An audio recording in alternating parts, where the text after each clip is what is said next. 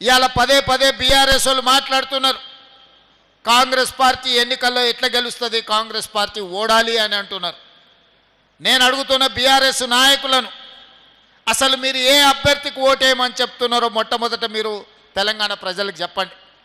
ఈ 4 జిల్లాలలో ఉన్న పట్టభద్రులకు, మెదక్, నిజామాబాద్, కరీంనగర్, ఆదిలాబాద్లో ఉన్న పట్టభద్రులకు బీఆర్ఎస్ నాయకులు ఏ అభ్యర్థికి ఓటేసి కాంగ్రెస్ పార్టీ అభ్యర్థిని ఓడించమని విజ్ఞప్తి చేస్తున్నారని నేను అడుగుతున్నా.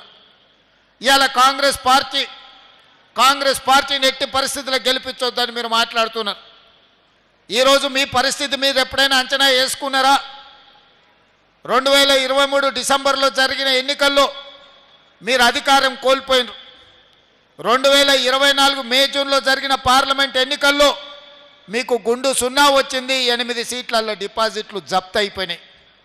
ఇవాళ 2025 ఫిబ్రవరి శాసనమండలి ఎన్నికల్లో మీకు ఎన్నికల బరిలో దించడానికి అభ్యర్థే దొరకలేదు. ఈరోజు ఎన్నికల పోటీలో నిలబడని రాజకీయ పార్టీ ప్రధాన ప్రతిపక్షం అని చెప్పుకునే బీఆర్ఎస్ ఇవాళ మీకు రాజకీయ పార్టీగా చెప్పుకోవడానికి మీకు అర్హత ఉన్నదా అని నేను అడుగుతున్నా.